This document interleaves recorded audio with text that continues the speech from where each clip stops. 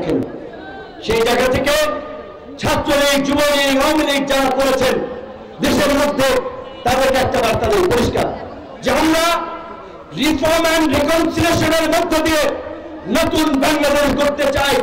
যারা ছোট অপরাধ করেছে তাদেরকে আমরা ক্ষমা করে দেব, কিন্তু যারা গুম করেছে, ভিন্ন মত বিরোধীদের উপরে হামলা করেছে, আরেকজনের সম্পদ দখল করেছে, মিথ্যা মামলা দিয়ে হয়রানি করেছে, যে যতটুকু পাপ করেছে তাকে ততটুকু প্রায়শ্চিত্ত করতে হবে, বাকিদের কোনো সমস্যা হবে না।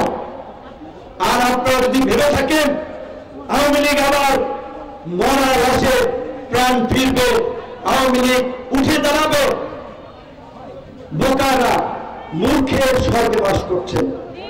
আওয়ামী লীগ দেশের রাজনীতিতে আর ঘুরে দাঁড়াবে না, কারণ যেই 5 থেকে 5.5 কোটি মানুষ ওই অগস্টে প্রোফাইল লাল করেছে, যারা এই গত 16 বছরের আওয়ামী জাহিলিয়াতের যুগ দেখেছে, তারা জানে আওয়ামী লীগ যদি এই দেশে কখনো কামব্যাক করতে পারে, এই দেশকে আরেকটি নরকে পরিণত করবে।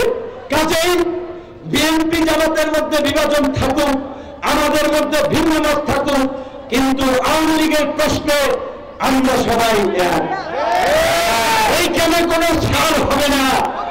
কাজেই পরিষ্কার ভাবে বলি, যে যতটুকু পাপ করেছেন মাপ চেয়ে ভালো হয়ে যান, ওই সাপের মতো ফড়া তোলার চেষ্টা করবেন না। মানুষ কিন্তু ফড়া ভেঙে দিবে, সাবধান হয়ে যায়।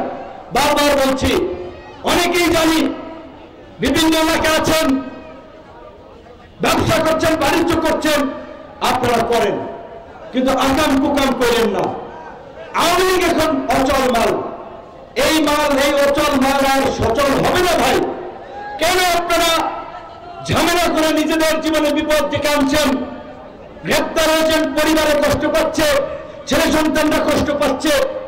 আপনাদের যদি রাজনীতি করতে হয় অন্য দল করেন, বিএনপি করেন, জামাত করেন, গণ অধিকার পরিষদ করেন, এনসিপি করেন, যেই দল ভালো লাগে করেন, কিন্তু এই গণহত্যাকারী রাজনৈতিক দল আওয়ামী লীগের রাজনীতি আমরা এদেশে আর মেনে নেব না।